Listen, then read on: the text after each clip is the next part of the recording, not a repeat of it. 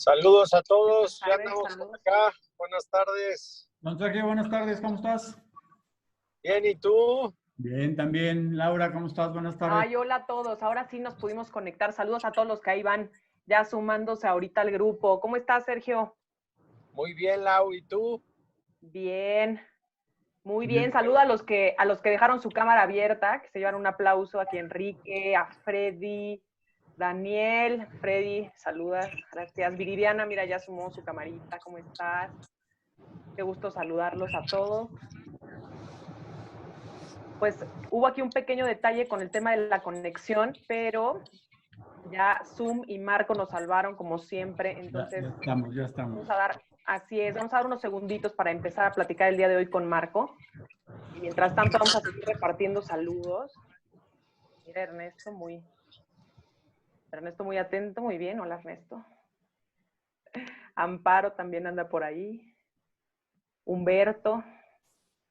¿Qué tal, Humberto? Muy bien, pues se están sumando rápidamente todos después de este pequeño lapsus. Marco, ¿tú qué opinas? Mira, son las 6:05 de la tarde, si no me equivoco. Son las 6:05, exacto. Tú dirás si nos arrancamos, damos unos minutos por este pequeño retraso que tuvimos. pequeño retraso tal vez. Sí, un par de minutitos si quieres, porque sí se están sumando. Muy bien. Estela, que te estamos viendo en la cámara, muchos saludos también. Ahí a Posadas.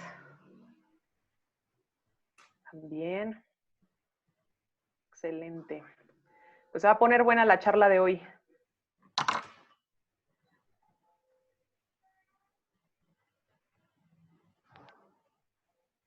Mira, por ahí anda Ruth López. Ruth, mucho gusto en verte otra vez.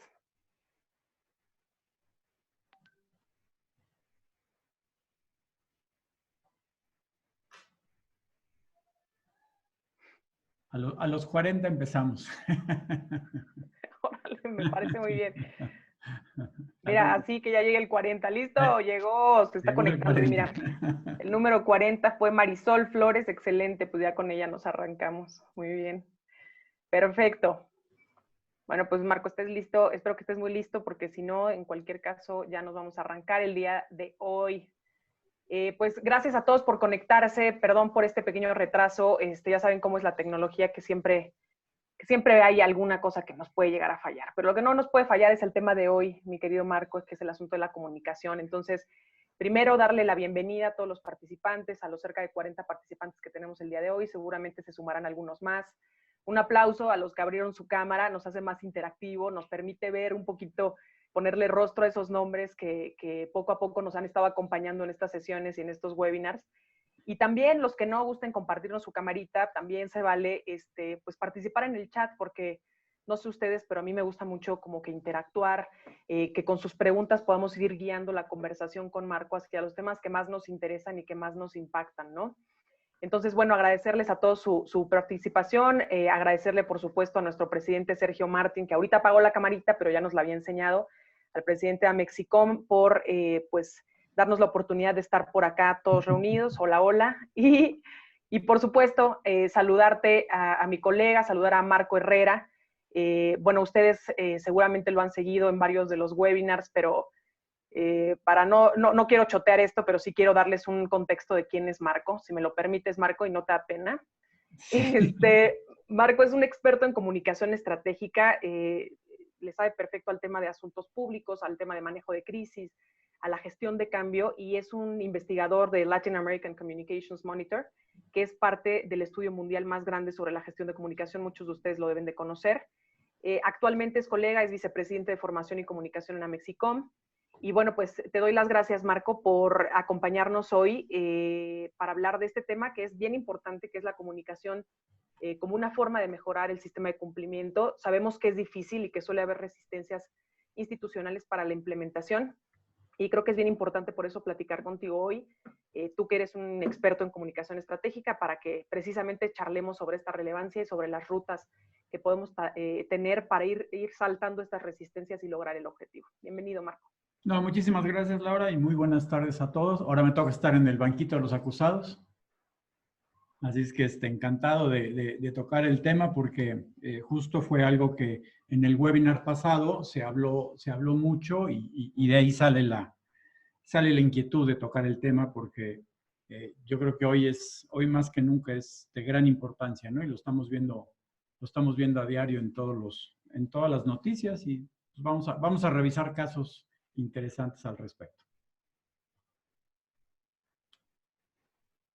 Excelente, mi querido Marco. Pues estaba yo aquí aprovechando para leer algunos de los comentarios en el chat.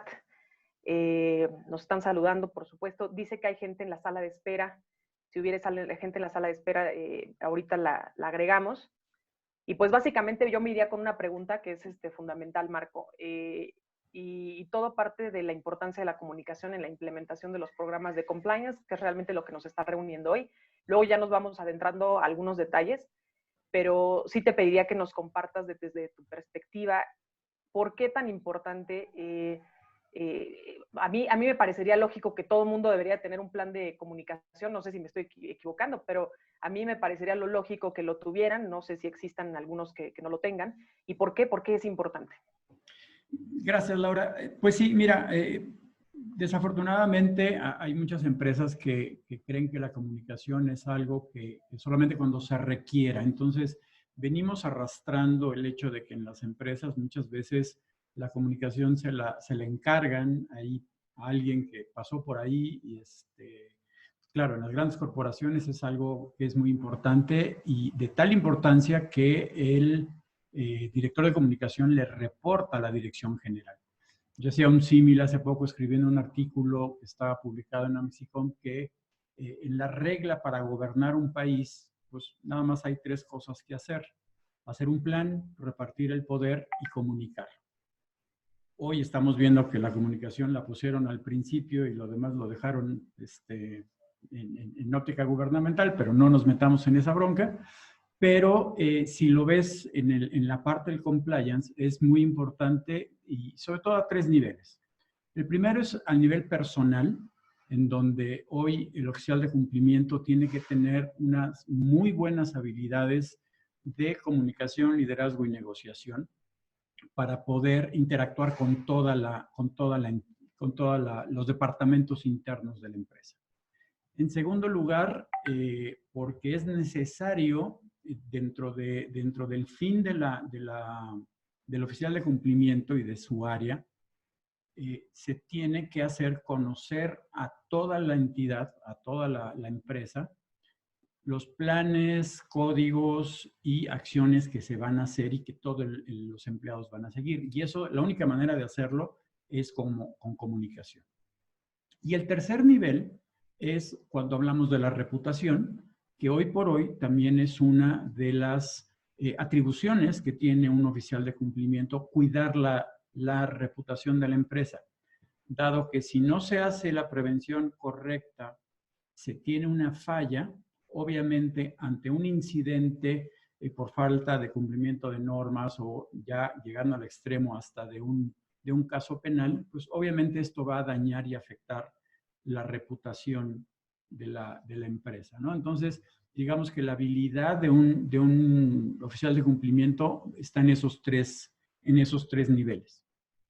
Por otra parte, es tan importante que los mismos organismos reguladores, tanto de Estados Unidos como la misma ley de anticorrupción de Inglaterra y los manuales de las normas, la norma del compliance penal, en todos sus estatutos y en toda la norma, hablan de la comunicación como un elemento básico para poder implementar los programas de cumplimiento. Entonces, de ese tamaño es la importancia de la comunicación dentro del programa de compliance. Y un último punto es el hecho de que las áreas de comunicación estratégica son responsables de la reputación de la empresa.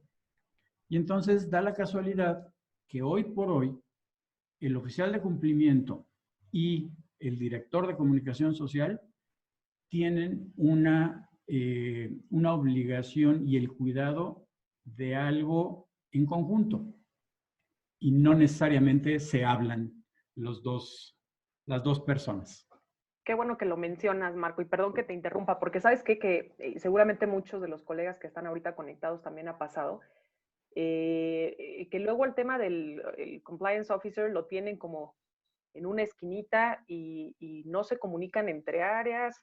Bueno, de por sí no se comunican entre áreas y luego al compliance officer lo tienen en una esquinita y no, precisamente no hay esa comunicación interna ni con el director de comunicación social o el encargado, como le llamemos, y con nadie, ¿no? Luego termina sucediendo eso, o sea, definitivamente sí tienen que entonces estar en constante contacto y compartir, ¿no? Objetivos comunes. Sí, claro, porque teniendo al cuidado desde dos ópticas distintas la reputación de la empresa y que no se hablen, es un grave problema. Fíjate que a finales del año pasado hice una pequeña investigación entre un grupo de oficiales de cumplimiento, en donde les preguntaba yo justamente si se hablaban con los departamentos de comunicación. Y déjame darte unos datos que salieron en este pequeño estudio. El 54% de las entidades entrevistadas, primero, no tienen un área de comunicación. No. El 43% dijo que sí existe. ¿Ok? Y dentro de las que dicen que sí existe, el 59% comentaba de que tiene interacción con el departamento de comunicación. El 29% no lo tiene de manera frecuente y solo el 18% habla de que es frecuente su interacción con el departamento de comunicación. Por otra parte, en cuestión de crisis, el 56% dijo que no existe un procedimiento de manejo de crisis en la empresa. Y de ese 53%, no saben tampoco si existe un procedimiento o un comité de crisis en donde obviamente hoy por hoy el oficial de cumplimiento tiene que estar incluido. Oye, y ahorita vamos a llegar muy seguramente a todo este tema de la reputación, ahorita que nos estás hablando de crisis, pero antes a mí me surge una duda. A ver, mucho se habla del tema de la configuración de los grupos de crisis para que realmente sea funcional, para que realmente sean efectivos. Ahorita nos dices, el oficial de cumplimiento tiene que estar, ¿no? Por supuesto. ¿De quiénes más estamos hablando en los grupos de crisis? ¿A quiénes podemos, los que estamos aquí reunidos, a quiénes podemos llamar dentro de nuestras organizaciones para que sea algo rápido y que sí funcione?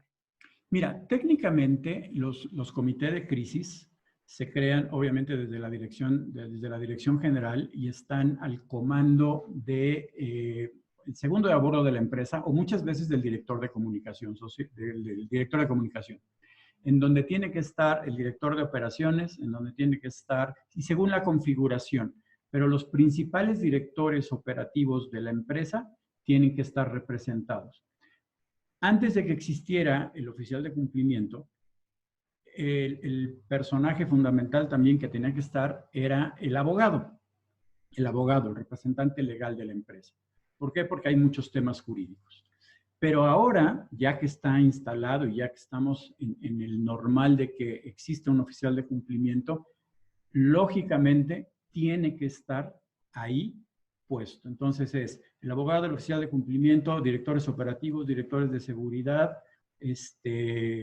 y los altos mandos administrativos y en muchos casos recursos humanos, porque mucho tiene que ver cuando tienes un problema o una crisis, el factor de los empleados por algún problema que puedas tener o por controlar la comunicación para que no salgan rumores o chismes. Muy bien, muy bien. Y oye, voy a permitirme retomar aquí un par de preguntas que de hecho se entrelazan con la pregunta de Ernesto Ockman y de Freddy Dauber. Espero lo haya mencionado bien, Freddy. Pero bueno, mira, aquí hacen la pregunta de que precisamente luego el de comunicación social y el vocero de la empresa no se integran ni comunican, ni con control interno, ni con el compliance officer, tampoco con auditoría interna. Ellos preguntan qué es lo que se puede hacer. Por un lado, también Freddy comenta que es responsabilidad del compliance officer hacerse escuchar. Yo te preguntaría, Marco, además de hacerse escuchar, ¿qué tipo de controles se pueden instrumentar para que haya esa verdadera comunicación? Mira, técnicamente, y desde la óptica de oficiales de cumplimiento, que es lo que, por lo que estamos viendo hoy el tema, sí es una responsabilidad una más, vamos a ponerlo así, de que el oficial de cumplimiento, uno, tome la batuta de decir, bueno, a ver, irse a sentar con el de comunicación, punto número 1. Punto número 2, si no hay un comité de crisis, llamar y establecer que se deba de hacer un comité de crisis en donde estén los principales directivos para poder enfrentar cualquier situación. Y en un momento dado, obviamente que esté el área de comunicación, ¿no? Y déjame decirte algo muy simpático. Cuando yo empecé a hacer comunicación en crisis y estudié todo lo que es comunicación de crisis, hay todo un procedimiento, ¿sí? Esto data desde, imagínate que una de las industrias que tiene más establecidos sus esquemas de manejo y prevención de crisis es la industria aérea. Obviamente, ¿por qué? Pues porque toda su operación hay vidas humanas de por medio. Y entonces, para hacer un procedimiento de prevención de crisis, porque las crisis son dos momentos. Lo que tú puedes hacer en prevención de crisis y obviamente prepararte para enfrentar cuando suceden. Las crisis normalmente se generan de dos maneras. Son actos repentinos o se van cocinando. ¿Qué quiere decir? Si una empresa tiene problemas de ética en su operación, no hace mantenimientos y está creando problemas, algún día va a tener un problema grave que puede dañar la vida de sus propios empleados y obviamente a toda la comunidad. Entonces, cuando empiezo a hacer todo el análisis para todo lo que es prevención de crisis, y ahora con el conocimiento de que cómo se hace un programa de compliance, déjame decirte que es exactamente lo mismo. ¿Por qué? Porque la prevención de crisis, lo primero que tienes que hacer es un análisis de riesgo y vulnerabilidades, y después ver cómo afectas a los stakeholders, cómo se afecta a los stakeholders, para entonces, con base en eso, definir qué acciones tienes que hacer. Y acciones tanto en la vida real con la parte operativa y acciones de comunicación para mitigar el problema. Entonces, la prevención de crisis es exactamente lo mismo que el compliance. Ahora, ¿qué es lo que tiene que hacer un área de comunicación para definir riesgos y vulnerabilidades? Sentarse con el Officer Compliance y revisar la matriz de riesgos que tiene y a partir de ahí hacer todo el procedimiento de crisis. Oye, hablando ahorita de algún ejemplo, nos estabas poniendo el sector, digamos, de aeronáutica, algún otro sector, o sea, a mí me encantaría escuchar algún ejemplo en donde se haya detonado precisamente una crisis, ¿no? Y donde el manejo comunicacional se vuelve fundamental para poderlo contener, controlar y resarcir incluso el daño. Mira, hay infinidad de casos, ¿no? Te puedo platicar algunos antiguos y que fueron muy sonados. Por ejemplo, se recordarán del caso de Taesa, la aerolínea, que los aviones empezaron a tener unos serios problemas de mantenimiento y reportaron un accidente en el aeropuerto. Se vieron las imágenes del avión sacando humo y bajando todos a todos los pasajeros, y hicieron todo el manejo de crisis como lo indican sus manuales.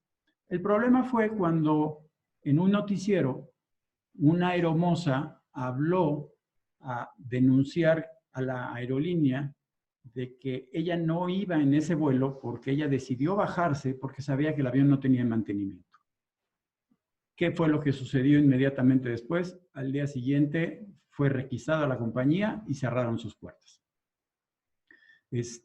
Otro caso, hoy en la mañana acaba de suceder, un juez dicta una sentencia, llegan y toman las instalaciones del equipo de Cruz Azul. El Cruz Azul, sí. En el sur de la ciudad, y entonces descubren al secretario particular del director que está en un proceso de lavado de dinero, tema que el Official Compliance tiene que enfrentar, con fajos de dinero y con 2 cajas que decía triturar, ¿no? Entonces, y al mismo tiempo, porque fue una nota publicada en un periódico que fue escrita el día de ayer, aparece un columnista de deportes diciendo que encontraron y tienen datos de que la cooperativa y los directivos del equipo, que eran los mismos,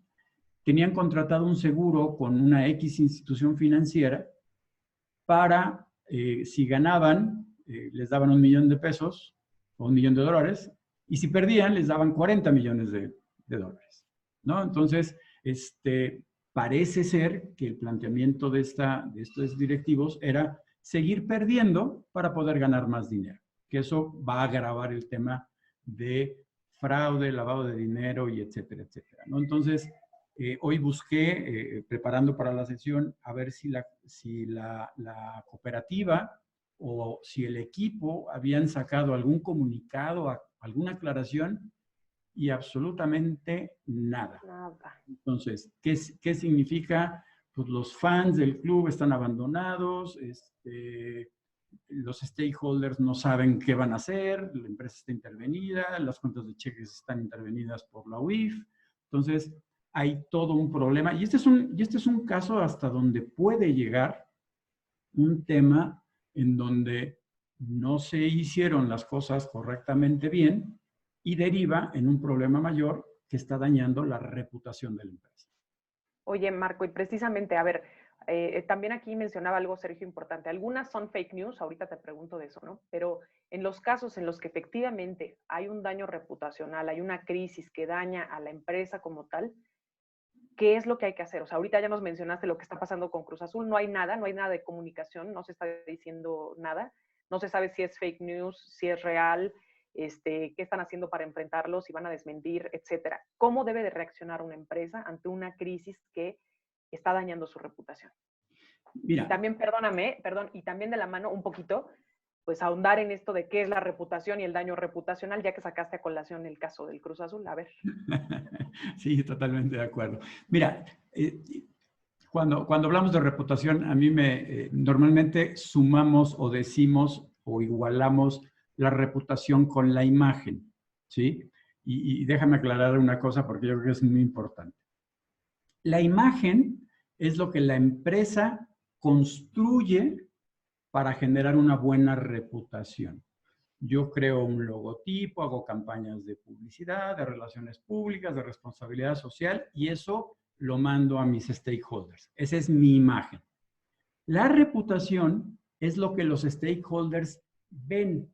Y los stakeholders lo que ven es, uno, ven esa imagen de los anuncios que me está mandando la compañía, ven la realidad de la compañía. ¿Por qué? Porque ellos tienes el trato con la empresa, tienen un servicio, tienes una actuación en la planta que está junto a tu casa. Entonces, el stakeholder ve la realidad de la empresa. Entonces, ¿tú cómo cuidas tu reputación? Pues obviamente tienes que hacer una buena campaña de imagen, pero te tienes que portar bien. Porque, ¿qué ha pasado? Hay muchas empresas que por un lado están mandando mensajes de que somos guapos, hermosos, bien portados, pero tú vas a las tripas de la empresa y ves que no tienen mantenimiento, los empleados no tienen un seguro social, tiene problemas financieros, no está cumpliendo con sus obligaciones del SAT, no cumple con las normas, y eso la gente lo está viendo. Para empezar, eso es la reputación. La reputación es lo que nosotros vemos de la empresa. Cuando una empresa falla, tiene un problema en donde, imagínate caso de Pemex, cuando explota un tanque en una de las plantas y tienen que evacuar a toda la colonia alrededor para que no haya intoxicación, pues obviamente estás hablando de que es toda una actuación. Primero, lo que tienes que hacer, hay principios básicos, ¿no? Lo primero es aceptar que estás involucrado. Lo segundo es hacer las acciones necesarias para mitigar el daño que se está causando. Después, corregir las prácticas que causaron ese tema. Y hay un último que es resarcir el daño. Recuerdo otro caso, hace mucho tiempo, de una compañía que entregaba gas a un hospital y fueron culpados de haber entregado y de que se hubiera conectado en el hospital, adentro del hospital, a un paciente, le conectaron anestesia en lugar de oxígeno. Se armó un escándalo, hubo una persona fallecida, la unidad del Seguro Social se lavó las manos, le echó la culpa a la compañía que entregaba el gas. Reaccionaron inmediatamente, salieron a los medios de comunicación, hicieron un cambio de los tanques de gas, hicieron todo un programa de repintar todos los tanques, hicieron un programa en donde venían ya todos los tanques perfectamente bien identificados, y todavía más, se hicieron cargo de pagar los gastos funerarios de las personas que fallecieron. Platicando años después con el que era el director de comunicación social, nos platicaba, todavía en una época en donde el compliance no se hacía tan grande y tan importante como hoy, nos platicaba que hay una regla sanitaria que les prohíbe a ellos entregar los tanques de oxígeno y de anestesia en los hospitales. Ellos los tienen que entregar a 20 metros de la puerta. Punto número 1. Ellos nunca jamás ponen un tanque adentro del hospital. Punto número 2. Las entradas de las camas, la triangular es para oxígeno y la redonda es para anestesia. ¿Cómo lo conectaron? ¿Quién sabe? Pero es responsabilidad del hospital. Pero imagínate la presión que hubo para que ellos tuvieran que hacerse cargo de esto, porque el Seguro Social en ese momento les echó la culpa a ellos, ¿no? Y entonces ellos actuaron bajo los protocolos de crisis, en donde lo que hicieron fue decir, sí, aquí estamos involucrados, vamos a corregir el tema, ya hicimos un programa de cambio estructural y aparte vamos a cubrir el daño. Entonces, esos son los principios básicos con los que tú tienes que actuar en una crisis.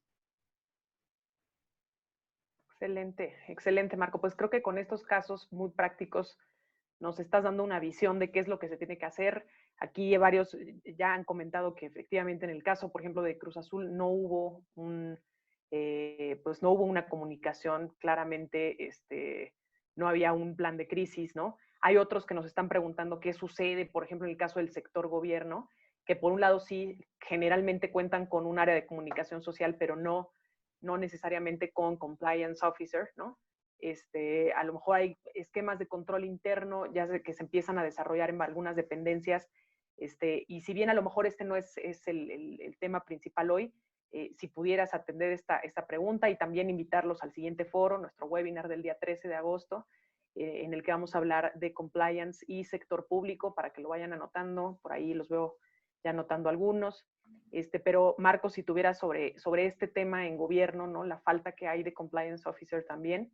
Y pues Víctor nos comenta algo muy interesante, que él tiene la fortuna de estar en sector, en destino turístico, él está en playa.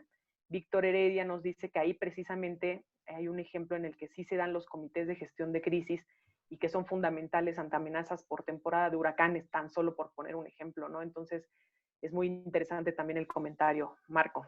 Fíjate, empiezo con el comentario de Víctor porque tuve la oportunidad de entrenar a todos los gerentes de playa de una cadena hotelera. Me la pasé viajando por toda la República por la preocupación. Justamente venía el tiempo de temporada de huracanes y entonces estuve entrenando a todos los gerentes. ¿Por qué? Porque la compañía sabe que esa es una vulnerabilidad que tiene y que implica un riesgo muy alto. Y entonces tienen sus procedimientos de crisis a nivel empresa, tienen sus procedimientos de crisis a nivel hotel, y aparte hay un procedimiento de comunicación en crisis, porque como te puedes imaginar, si viene un huracán, Primero tienes que atacar la crisis que se te puede generar dentro del hotel. Pero aparte tienes gente que viene volando en camino y tiene además también todo el impacto en el resto de la comunidad.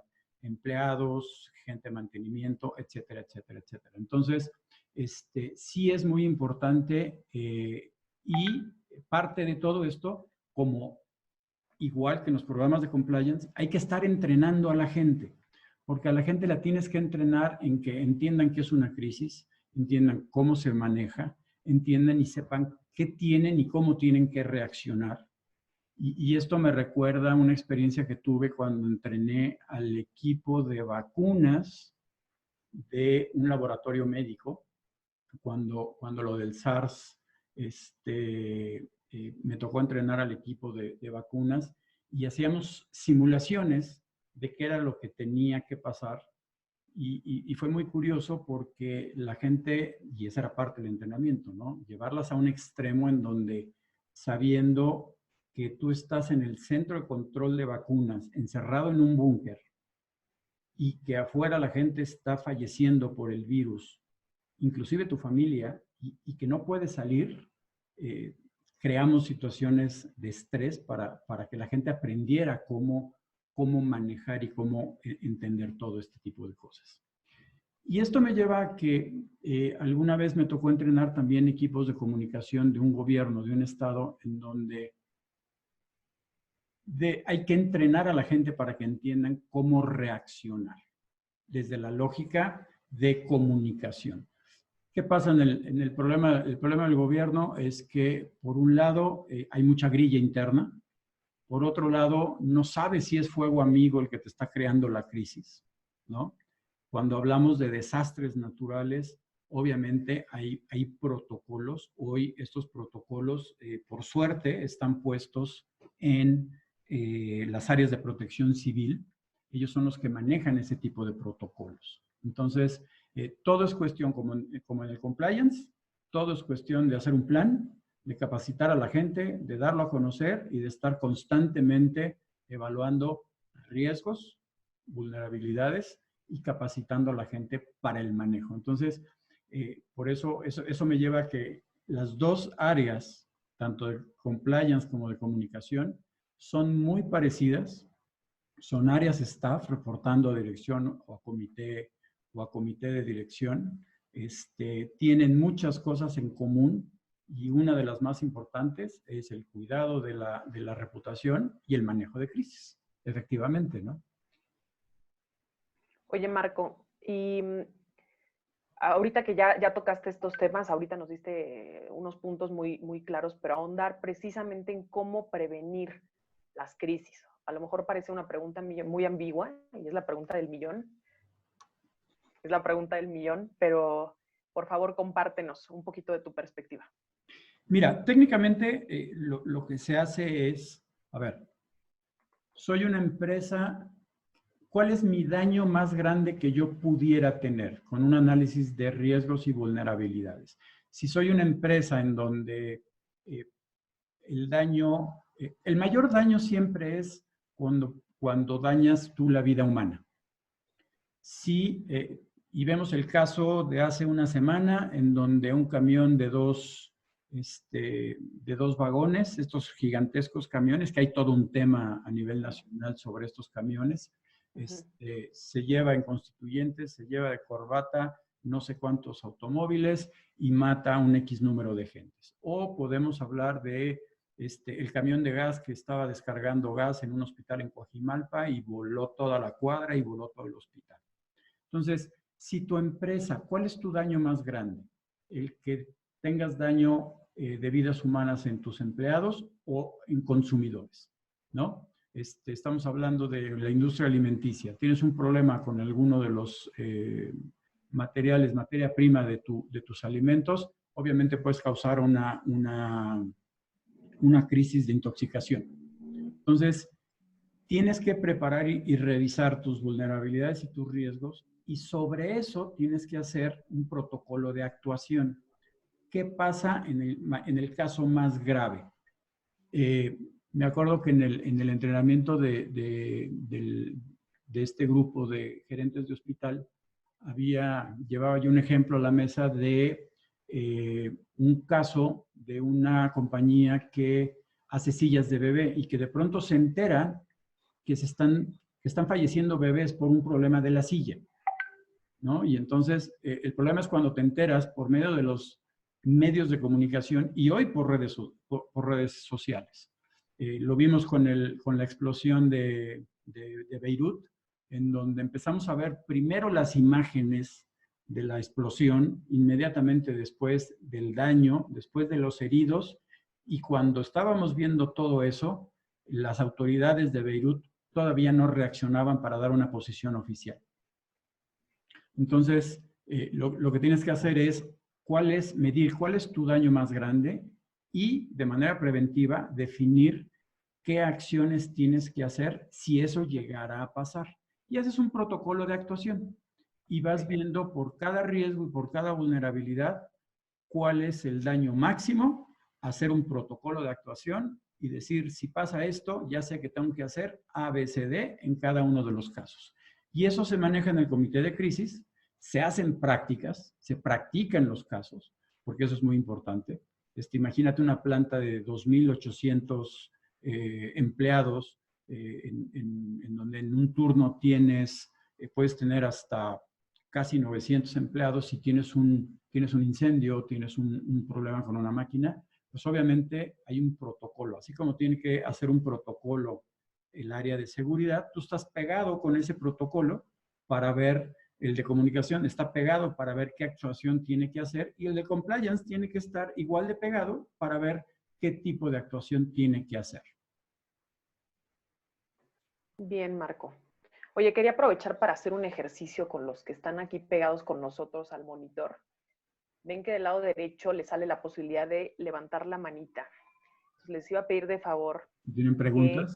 No van a ser propiamente preguntas, pero va a ser algo así como una participación, porque hay muchas empresas que efectivamente tienen su área, digamos, de comunicación interna, que a veces, creo que lo mencionaste, recae en recursos humanos, pero algunos carecen de la parte de comunicación externa y luego no se sabe bien cómo puede hacer uno para comunicar ante estas situaciones. Entonces, primero preguntarle al grupo quiénes, levanten la mano, quiénes tienen área de comunicación externa en las empresas en las que participan, en su empresa, en las empresas en las que colaboran. Hay una manita que dice raise hand, entonces si alguien le puede apretar ahí para que sepamos cuántos del grupo sí tienen comunicación externa. 1, 2. La siguiente, ya, ajá. Aquí Rocío Salinas ya se puso las pilas. Mira, Rocío, Liliana. Porque la siguiente pregunta va encaminada hacia quién tiene comités de crisis. Entonces vamos a ver cuántos me levantan la mano. Pero a ver, ya nada más levantaron la mano únicamente 2. Y para comités de crisis, ¿quiénes tienen comités de crisis actualmente operando en sus empresas, grupos? Mira, aquí hay varios. José Claudio, colega, saludos, José Claudio. Enrique, Morgado, Freddy. Que yo creo que ellos también tenían en el área de comunicación. Pero mira, para un universo tan grande y suponiendo que algunos no pudieron levantar la mano, Marco, creo que son relativamente pocos los que logran tener esto. ¿Qué pasa cuando no se tiene áreas de comunicación externa? ¿Cómo se puede trabajar? A veces son temas sensibles, ¿se puede trabajar con un externo o no? ¿Qué pasa? Mira, normalmente hay 3 formas de trabajar la comunicación. La comunicación se trabaja con un equipo interno, se trabaja con un equipo mixto, puedes tener equipos internos, que es el más común. Las empresas tienen un equipo de comunicación de 2, 3 personas y contratan una agencia de comunicación o relaciones públicas. Y hay otro esquema que dice que puedes tener un esquema de tener una agencia externa. Y déjame decirte que en el manual, en la norma oficial española del compliance penal, hay una sección en donde dice específicamente, hace una recomendación. Si no tienes área de comunicación, usa externos y le dice al oficial de cumplimiento, tú como oficial de cumplimiento tienes la capacidad y la posibilidad de, para dar a conocer tu programa de comunicación, contratar recursos externos para poder crear los programas de capacitación las campañas de comunicación interna y en caso dado, en un momento de cuando se vea atacada la reputación, contratar un consultor externo que te pueda ayudar a hacer el programa de comunicación y de control de crisis. Entonces, sí, y hay mucha gente afuera, hay muchos expertos que dan ese servicio. Y te puedo decir que por el lado de comunicación, tampoco se acaban de enterar qué es el área de compliance. Entonces, hay gran culpa de ambas partes. Ok. Culpa compartida, bueno, al menos. Totalmente de acuerdo. Oye, ¿qué pasa en los casos como el que acá Fabián nos comparte que sí tiene un comité de crisis? Mira, eso es muy bueno. Pero lo malo es que nada más es de papel. Está en el papel, Marco, y no se hace nada realmente. Entonces, ¿qué onda? ¿Qué pasa en estos casos? De nuevo, a lo mejor tenemos que sacar al súper oficial de cumplimiento a hacer absolutamente todo. Pero bueno, ¿qué sucede? ¿Qué se puede hacer? Mira, tener un comité de crisis de papel es exactamente lo mismo que tener un programa de compliance de papel. Es exactamente igual. Mira, yo ¿qué veo? Veo la gran oportunidad del oficial de cumplimiento de poder tomar liderazgo en esta responsabilidad que es muy importante, que es el cuidado y la protección de la reputación de la empresa. ¿Qué se necesita hacer? Ok, ver de qué tanto papel hay en el comité de crisis. Déjame decirte que cuando estuvo la otra pandemia, estábamos todos igual de encerrados, me puse por curiosidad y por inquietud profesional, me puse a bajar todos los manuales de crisis de la OMS. ¿Te puedes imaginar el manual de crisis que recomienda la Organización Mundial de la Salud a los países para el manejo de la crisis sanitaria? Son manuales de 200, 300, 400 páginas que dicen qué se debe de hacer y cómo se debe de actuar. Entonces, lo que hay que hacer es revisar ese papel, cómo está, llamar a los integrantes, citar a los integrantes, explicar cuál es el motivo, retomarlo y el oficial de cumplimiento, ¿cuál es la gran ventaja y por qué puede tomar liderazgo? Porque él va a poner al centro de ese comité el análisis de riesgos y vulnerabilidades de la empresa. Y decirle, señores, esto es en lo que estamos en riesgo. Las condiciones externas están presionando a que tal riesgo y tal riesgo se nos eleven. Es necesario hacer un protocolo de actuación en caso de que nos llegue a pasar. Entonces, yo creo que ese es un muy buen principio para poder establecer el comité, activarlo y tomar un liderazgo. Claro, me van a decir, claro, otra chamba más, ¿verdad? Pero pues sí. Pero pues sí, digo. Pero pues sí. Es que imagínate qué pasa cuando de pronto tienes un problema, viene el regulador, públicamente te acusa, sales en las noticias. Pues obviamente, ¿cómo te pega una crisis? Una crisis convierte en un segundo a una poderosa empresa en una casa de cristal. Y la acción o el problema que estás enfrentando de reputación, y eso es daño reputacional, atraviesa horizontalmente toda tu relación con todos tus stakeholders. Imagínate el caso de Cruz Azul. ¿Qué está pasando con accionistas? ¿Qué está pasando con empleados? ¿Qué está pasando con directivos? ¿Qué están ahorita diciendo los proveedores? Jugadores, entrenadores, afición, los que compran cemento. O sea, hoy está en duda todos los stakeholders de esa compañía. Están diciendo, ¿qué es esto? ¿Qué es lo que está pasando? Y no hay alguien que le diga, mañana va a pasar esto y vamos a hacernos responsables de todas las acciones. Tenemos que ir haciendo poco a poco. Hay un ejemplo muy curioso de hace 4 semanas. ¿Se acuerdan que Aeroméxico dio a conocer que entraba en capítulo 11 en Estados Unidos? ¿Ok?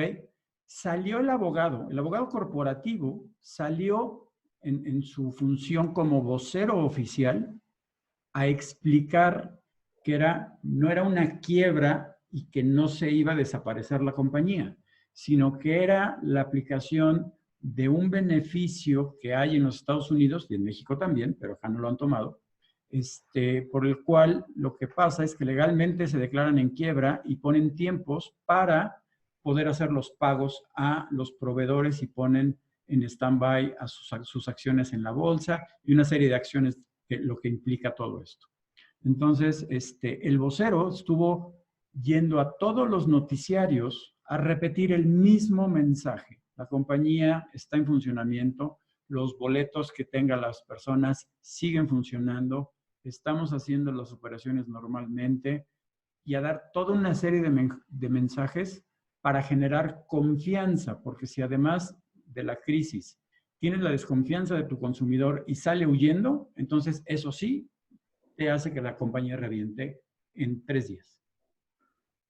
Oye, y ahorita nos estás platicando de casos en los que salieron a aclarar alguna situación y prometí que iba a retomar el tema, Sergio, lo retomo. El caso de los fake news. A ver, hay veces que lo que se difunde es una noticia falsa y de pronto se me ocurre una que sucedió, a lo mejor algunos de ustedes lo recuerdan, aquí que nos acompañan, para una bebida gasificada, ¿no? Que el año pasado, a principios del año pasado, se empezó a decir que podía hacer daños a la salud porque el nivel de arsénico, que tenía arsénico, y entonces, bueno, en algún punto Profeco salió a desmentir este tema, y pues el daño de la reputación, digamos, de la empresa, pues se pudo haber visto comprometido, aun cuando sus niveles de arsénico pudieran estar dentro del parámetro de la norma, lo que establece la norma, y ellos ahí están cumpliendo y todo esto se debió a lo mejor a que un medio de comunicación lo tragiversó, a que a lo mejor alguien de la competencia les quiso dar un golpe, ¿no?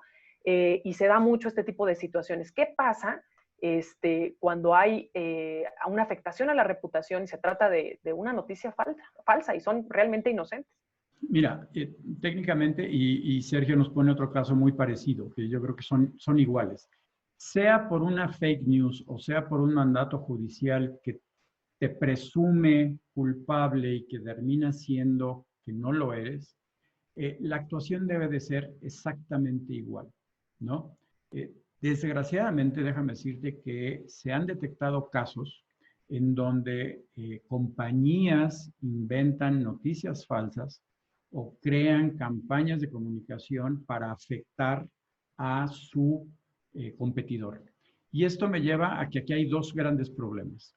Uno, el Officer Compliance de la compañía que está haciendo eso no está haciendo su trabajo, porque eso es una conducta que no es ética. Podrá decir, no me enteré, etcétera, etcétera, pero bueno, ahí hay toda una responsabilidad, por un lado. Por el otro lado, sea falsa o no sea falsa, en el momento en que tú sabes, si no tienes un protocolo de crisis, te vas a volver loco y te van a despedazar. ¿Por qué? Porque inmediatamente lo primero que tienes que hacer es salir, responder. Está medido de que en la calidad en la que tú no respondas, metas como avestruz la cabeza debajo del suelo y dejes que las cosas corran, la cantidad de problemas se te van a ir agolpando de una manera impresionante. Entonces, lo primero que hay que hacer es salir a redes sociales, medios de comunicación, a poner una posición, aunque sea de decir, señores, y eso en el caso de las aerolíneas está muy, muy protocolizado, porque cuando tienen y lo pongo como ejemplo, cuando tienen un incidente, lo primero que tienen que hacer es salir a decir, señores, tuvimos un accidente, por el momento esta es la información que tenemos, estamos aquí permanentemente dispuestos a comunicar cada vez que tengamos nueva información, y entonces te quedas activo con un canal de comunicación abierta para poder estar informando con el fin de generar confianza. Eso es lo más importante. Si eso no lo haces en el momento en que tú sabes, la problemática, conforme van pasando los minutos, va a ser peor el poder controlar la situación. Marco, y ahorita estabas comentando, ¿no? Que de pronto hay que hacer esas comunicaciones rápido y salir en redes sociales o hacer algo, ¿no? Porque si no, van perdiendo. Yo, de nuevo, retomando el caso de esta bebida gasificada, yo, en cuanto lo vi, le dije, no, yo ya no vuelvo a tomar esto. Claro. no me va a hacer daño, ¿no? Entonces van perdiendo precisamente, la reputación se ve dañada, el consumidor, los inversionistas, en fin, esto empieza a ser como un efecto dominó y empiezan a caer todos en cascada. Yes. Y ahorita que hablabas esto de comunicar oportunamente, ¿de qué herramientas de comunicación podemos echar mano, Marco, para hacer llegar la información interna y externa? O sea, ¿de qué forma podemos comunicar? Mira, técnicamente, y esa sí ya es chamba del área de comunicación, por eso el oficial de cumplimiento necesita un especialista de comunicación, porque primero tienes que controlar tus ámbitos internos, ¿no? Al momento que tú disparas una comunicación ante un problema, obviamente tienes que hacerlo primero internamente. Creo que a todos nos ha pasado, es terrible darte cuenta o tener noticia de cosas que pasan dentro de tu compañía en un noticiero. Yo creo que eso es lo peor que nos puede pasar como empleados de alguna institución. Yo trabajé 15 años en bancos y a veces de pronto decías, ¿qué está pasando? ¿No? Te enteras de cosas en el noticiero cuando tú adentro no sabes absolutamente nada. Entonces, la comunicación tiene que salir de manera en forma de estrella a todos los canales con diferentes mensajes. Por eso es complicado hacer comunicación en crisis. ¿Por qué? Porque tienes que hacer mensajes para el público interno, tienes que hacer mensajes para tus inversionistas. Hay algunos casos que no puedes sacar nada de información si no lo mandas primero a la bolsa. Si tú eres una empresa que cotizas en bolsa, todo primero tiene que pasar al área de inversionistas, de atención de inversionistas, y meterlo a la bolsa y después lo puedes comunicar. Entonces, hay muchos protocolos, pero obviamente tienes que tener tus canales de comunicación, tienes que tener, obviamente, tus redes sociales, obviamente tus canales de comunicación interna, sean las plataformas que se tienen, hay plataformas que se utilizan desde mail o de las plataformas internas. Lo demás es vía redes sociales, ya sea Facebook, Twitter, Instagram o lo que sea, y la otra es medios de comunicación tradicionales en donde están los impresos y los electrónicos. También tienes que saber cuándo, a qué hora está pasando las cosas, porque hay ventanas informativas que tendrías que, en algunos casos, aprovechar y en otros tendrías que evitar. Entonces, hoy la comunicación realmente es complicada y todas estas plataformas son las que te sirven. Si se dan cuenta, hoy Twitter es la herramienta oficial de todas las empresas para dar sus comunicados oficiales. Ahí van a poder encontrar todo el primer comunicado oficial de cualquier director de cualquier empresa, primero sale por Twitter. Y de ahí ya se va derivando a los diferentes medios de comunicación, porque ya la interactuación, hemos oído en las noticias que hay muchos casos en donde los noticieros dan la información que nace en Twitter. Entonces, digamos que Twitter hoy es el que viene a suplir la famosa oficina de prensa, viene siendo Twitter, ¿no? Como herramienta principal. Pues la masividad, ¿no? Y la rapidez con la que se mueve la información en redes sociales y en este caso, por ejemplo, en Twitter nos ayuda muchísimo para hacer una comunicación rápida y efectiva, ¿no? Y directo de la fuente. Eso también es bien importante. Así es, y como dice Víctor, y tiene razón, hay voceros internos, hay voceros externos, y en muchos casos, según el tipo de empresa y el tipo de temas, y en donde se te detone la crisis, pues puedes tener voceros especializados. Recuerdo que trabajando para un laboratorio médico, que una cosa es el vocero oficial para temas legales, el vocero oficial para temas de negocio y el vocero oficial para temas médicos. Entonces, sí, efectivamente, como bien menciona Víctor, según el tema tienes que tener voceros, porque al final de cuentas es la información que manejan es lo más importante y tienen que ser excelentes comunicadores.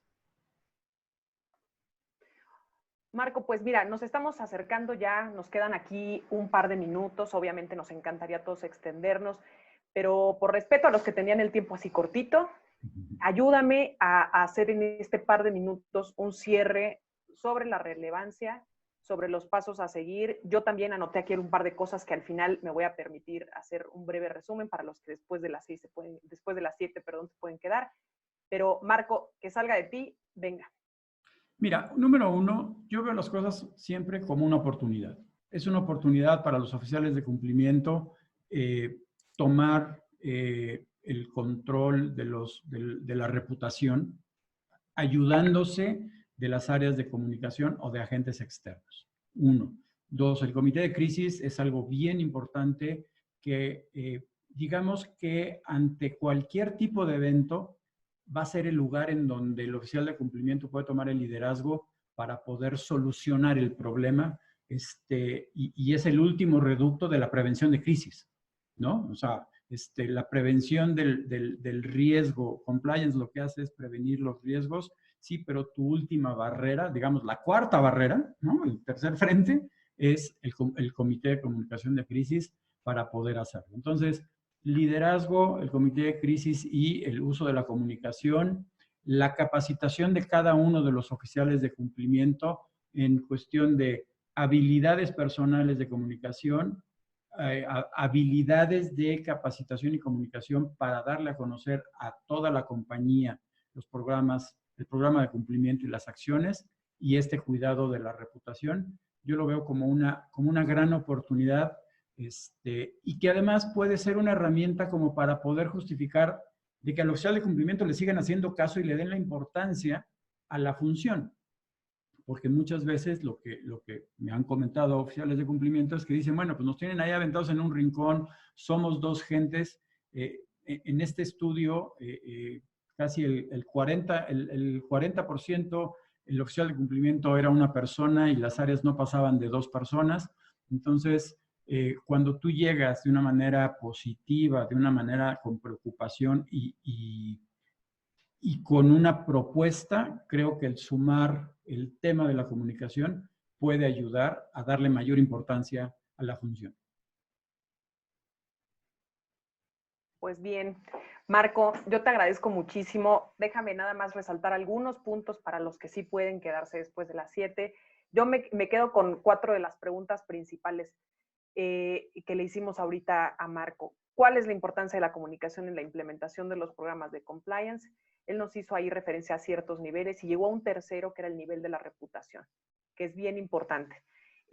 Nos dijo, deben de hablarse o no hablarse los oficiales de cumplimiento con los encargados o los directores de comunicación siempre, sí y siempre, ¿no?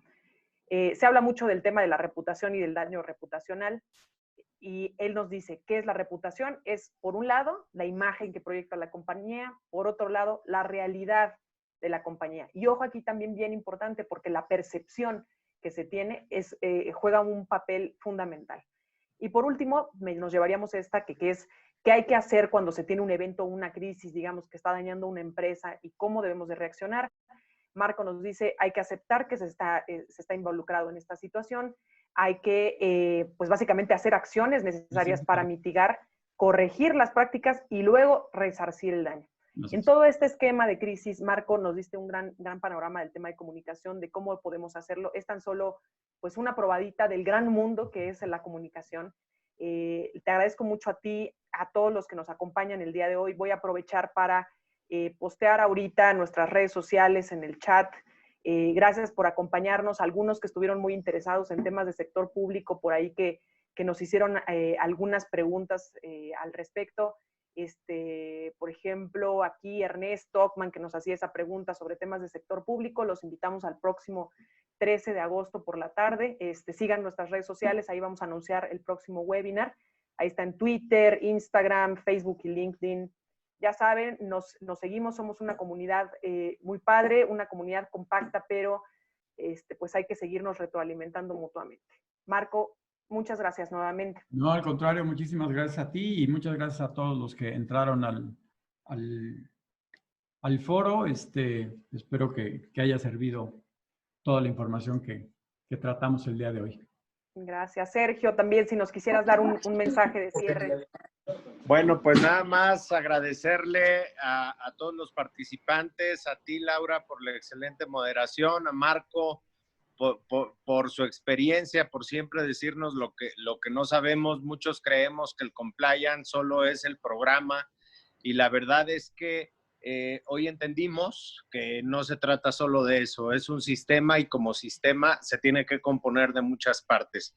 Les agradezco a todos y nos vemos el siguiente jueves en el webinar. Gracias. Gracias, Sergio. Gracias a todos. Laura, muchísimas gracias. Muy amable. Que estén muy bien. Muchas gracias. Los esperamos a que todos se desconecten. Que estén muy bien. Gracias a los que prendieron su cámara. Siempre es un honor verlos a todos. Ruth, querida. Enrique, Ernesto, gracias. Sergio, Viridiana. Nos vamos despidiendo de todos. Posadas, deberías de revelarnos su nombre aquí. Viviana, gracias. Freddy. Agustín. Adiós, Salvador, míralo. Salvador, aquí estás. Cuídate mucho. Adiós. Muchas gracias.